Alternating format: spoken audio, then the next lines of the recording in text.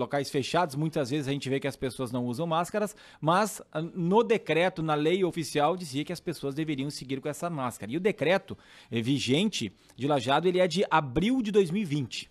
Que estabelece que as pessoas devem usar máscara. Até teve agora a flexibilização para as escolas, né? Depois daquele anúncio do governo do estado também, que deu polêmica, a justiça entrou na história e tudo mais.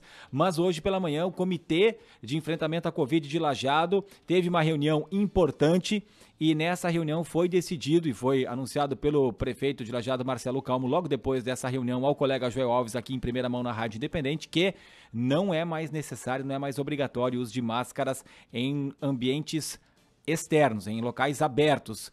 E em ambientes internos, em sua maioria, também não é necessário. À exceção de transporte coletivo urbano, de lares de idosos e também de profissionais da área da saúde.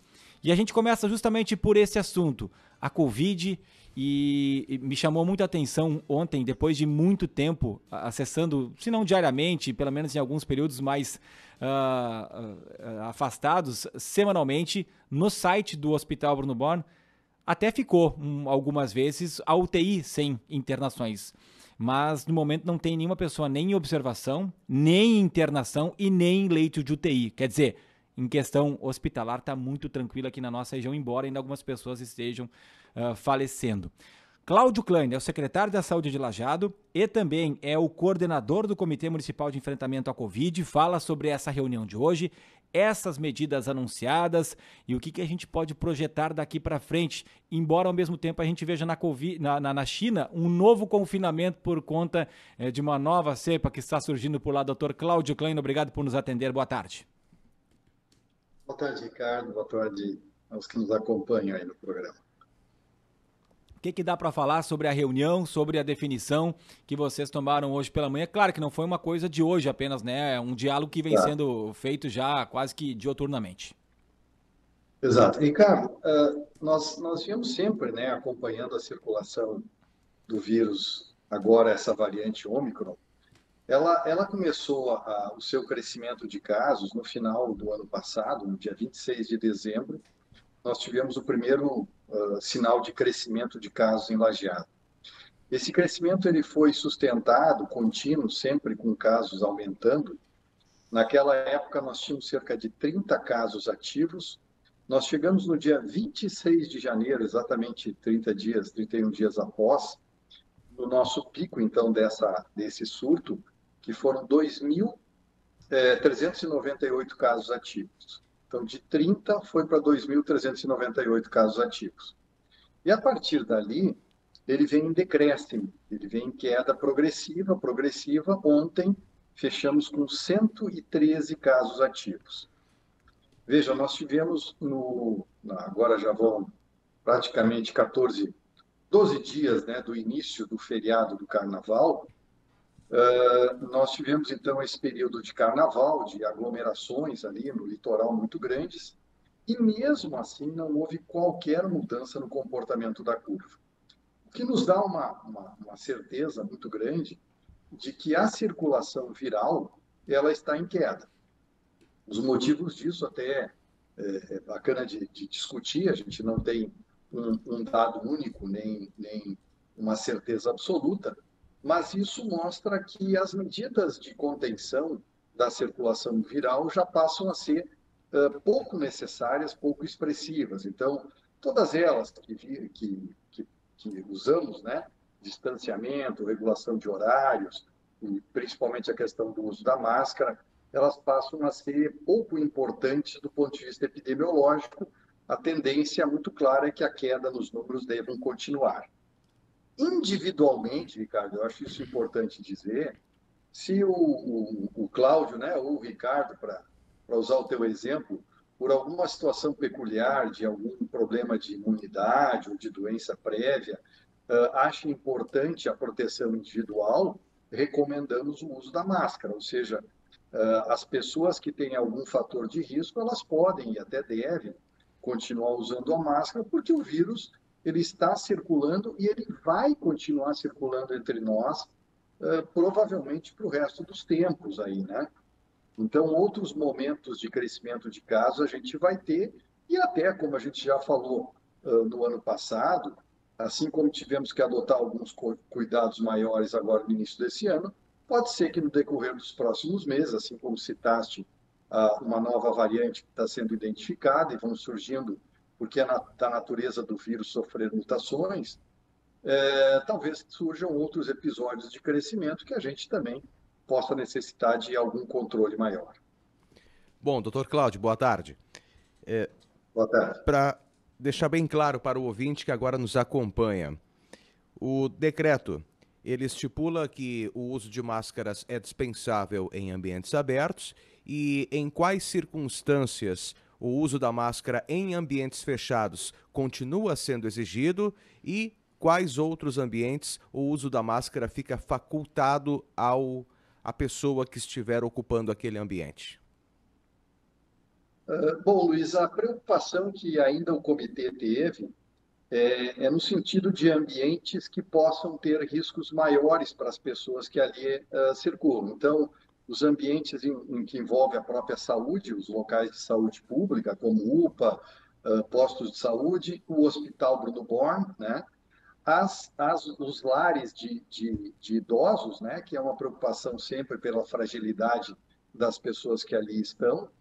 E dentro do transporte coletivo, a preocupação por exatamente circularem pessoas de diversas situações, né, de saúde e aglomeração, que possa favorecer a aglomeração. Então, esses foram os locais em que se chamou a atenção para que ainda se mantenha a máscara, né?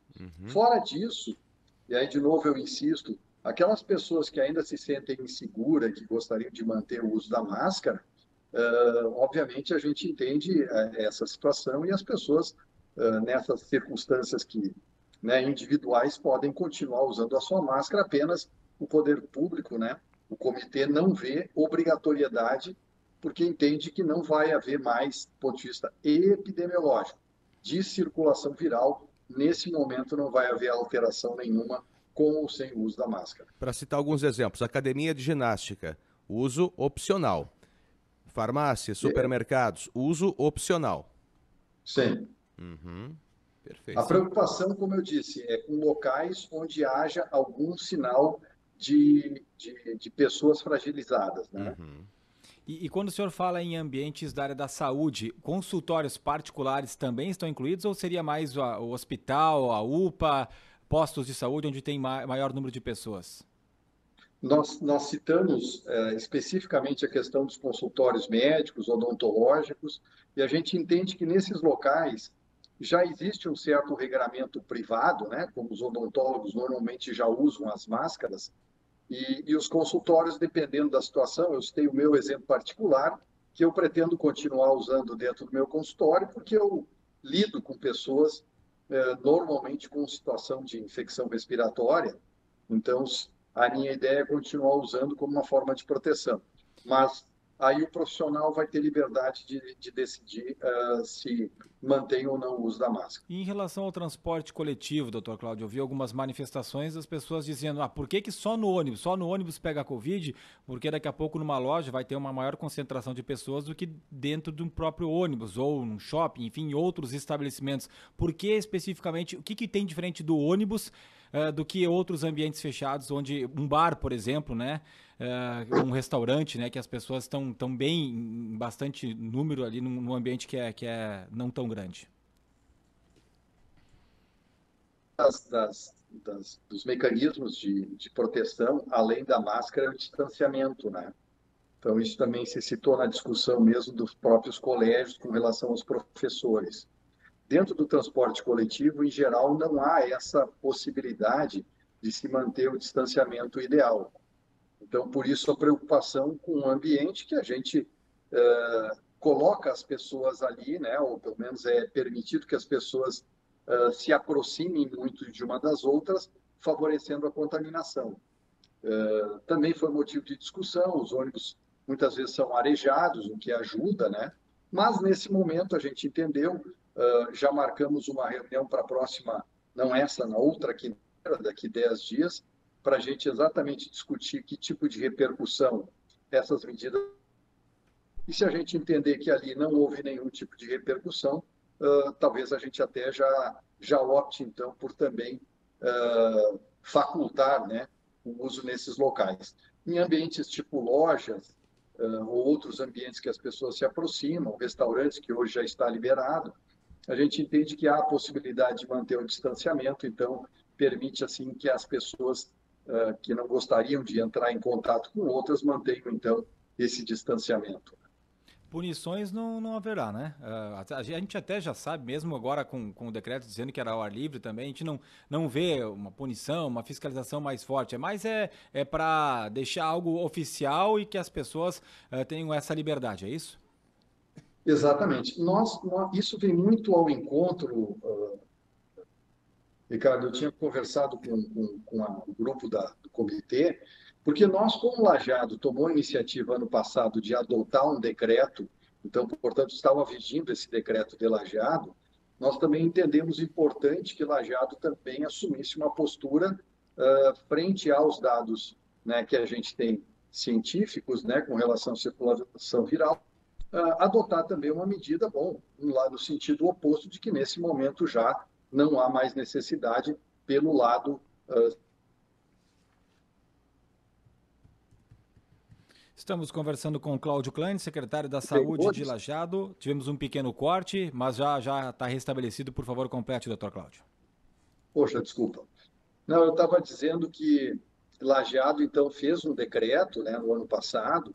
Nós entendíamos que era importante um ponto agora para colocar, bom, com referência àquele decreto, com relação àquele momento que tinha alta circulação e crescimento do vírus, hoje nós temos o oposto, então era importante que Lajeado também se posicionasse no sentido de extinguir aquele decreto e colocar a posição, né, do município de suspender essa restrição. Dr. Cláudio Klein, que está no seu consultório, até abriu um espaço aí para nos atender, para falar desse dia importante, mas além da Covid, que agora está se afastando, não dá nem para respirar direito, já vem a dengue, né? E a dengue está com números acima do que teve no ano passado. Ano passado já foi o recorde de casos aqui em Lajeado, quando nós tivemos...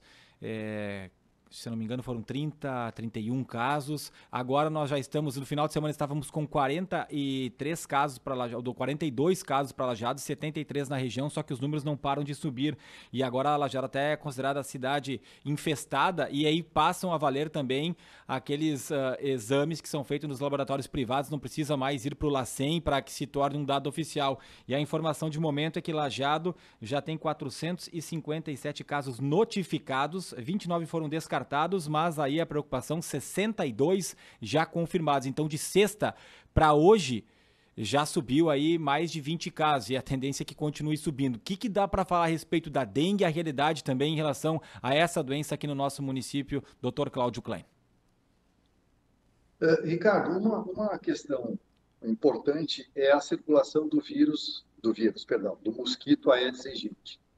Então, nós vínhamos identificando, né, o grupo da Secretaria da Vigilância Ambiental faz anualmente acompanhamento da presença desse mosquito. E nós já vínhamos, pelo menos desde 2018, com a presença desse mosquito entre nós. Ano passado, principalmente em função de outros surtos que tiveram em Santa Cruz, e Venâncio e Bom Retiro, a gente já acendeu uma luzinha vermelha de que certamente há vírus no mosquito, né, portanto contaminados, já estariam circulando aqui em Lajeado. Houve até um trabalho durante o próprio inverno para tentar eliminar todos os focos possíveis com a equipe da vigilância, mas realmente, iniciando o ano, nos surpreendeu o surto que a gente teve. Então, aparentemente, nós temos já muitos ovos, talvez ainda do ano passado, porque o ovo do mosquito, né, da fêmea, que ela põe o ovo, ele muitas vezes já vem com o vírus no seu ovo, e quando eclode, quando surge o mosquito, esse mosquito já é portador da própria dengue. Então, possivelmente, nós realmente em Lajeado tivemos esse desenvolvimento e, curiosamente, em inúmeros bairros, não é um ponto localizado, não. Nós temos focos de Aedes e de notificação de casos suspeitos praticamente em todos os bairros de Lajeado. Bom, com relação à dengue, secretário, acho que uma das questões que mais ocorre entre os nossos ouvintes, que chegam até aqui no Grupo Independente, é com relação ao potencial da dengue. É uma doença que preocupa, letal, tem variantes, como é que isso funciona? Luiz, a dengue é uma doença que normalmente ela tem um curso benigno. Estatisticamente, embora o número de casos na proporção com a Covid é bem menor, né? Mas proporcionalmente seriam equivalentes os riscos de um e de outro. Existem 4 variantes da dengue, uma vez que a pessoa pegue um tipo de variante, ela pode ainda pegar esses outros 3 tipos da variante, por isso que a pessoa acaba tendo outras vezes a dengue. E quando ela pega a segunda variante, em alguns casos, não é em todos, não é a maioria, ela pode se tornar mais grave, que é a chamada dengue grave, ou como a gente costuma chamar, hemorrágica, por riscos de sangramento. Então, sim, ela preocupa, a gente fica atento para casos que possam ter já essa classificação de gravidade, né? Mas ela, de um modo geral, ela não é tão grave. E ela é transmitida exclusivamente, quem nos passa a dengue é o mosquito, né?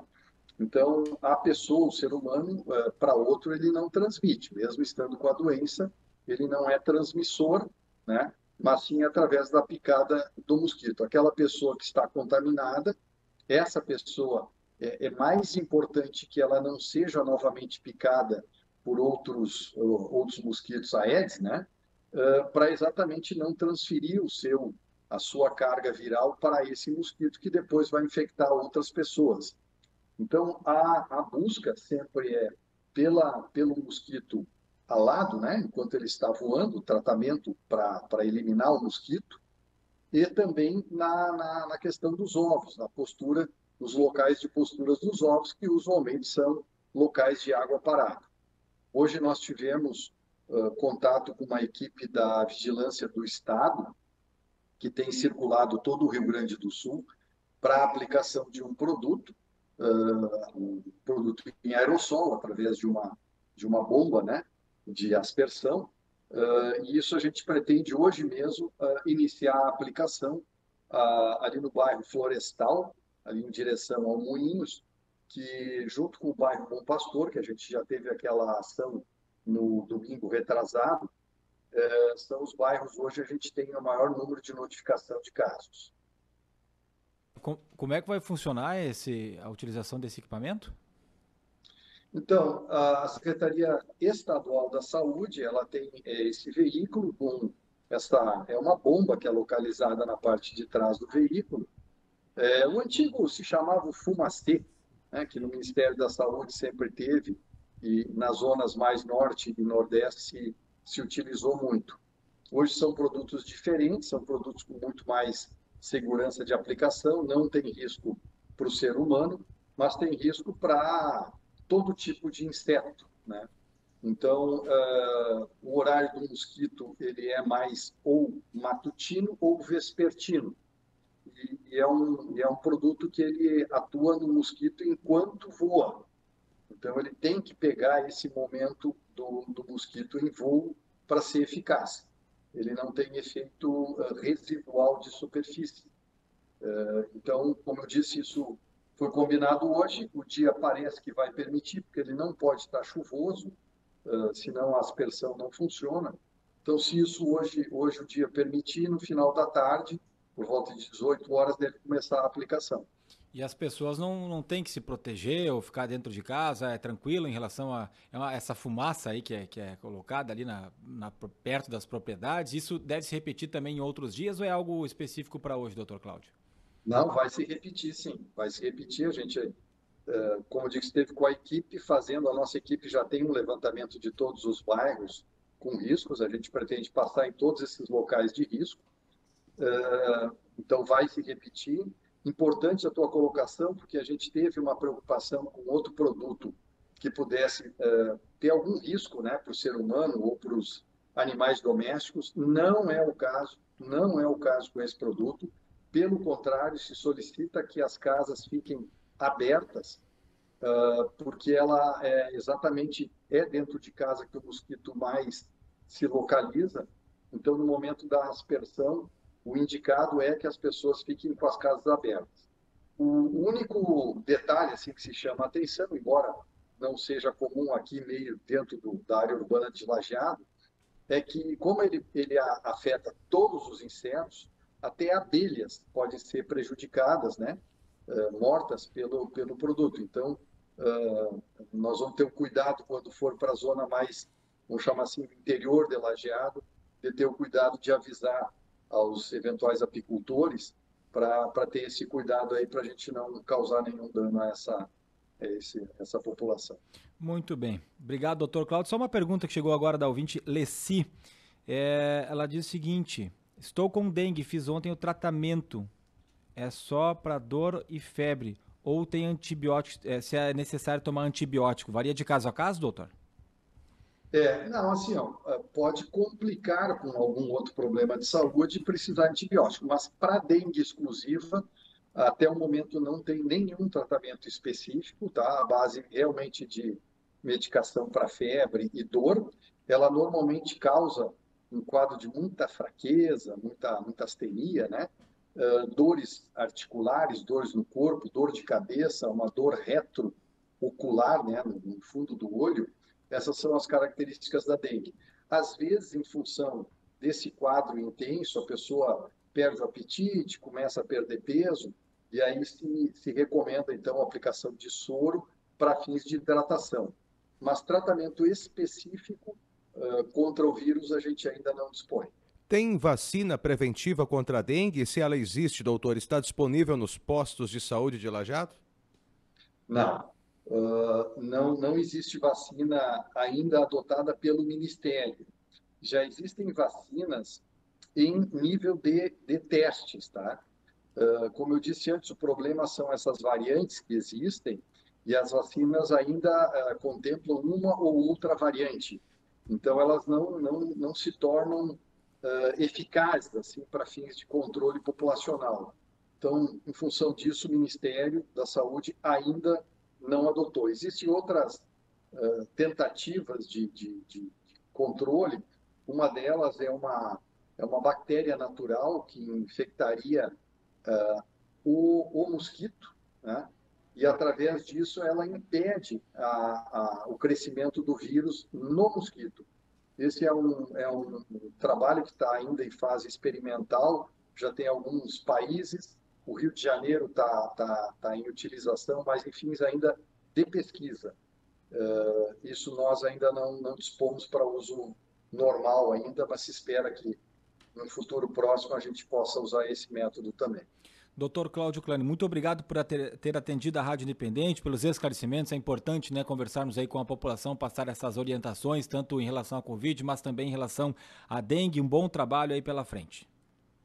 Ricardo, muito obrigado. E salientamos de novo, a dengue, né, um mosquito, o Aedes, ele é um mosquito urbano e é um mosquito domiciliar. Quase sempre ele está dentro ou em volta da nossa casa. Então, esse realmente é um trabalho muito individual, muito formiguinha, né? Cada um tem que olhar para o seu pátio, o seu terreno, olhar onde ele tem água parada, né? Ralos, potes, esses potes de flores, né? Os potes de hidratação dos animais domésticos. Esses locais são os locais de preferência e isso nós precisamos que a população nos ajude a combater esses focos. Obrigado. Nós que agradecemos, Dr. Cláudio Klein, secretário da Saúde de Lajeado e também o coordenador do Comitê Municipal de Enfrentamento à Covid.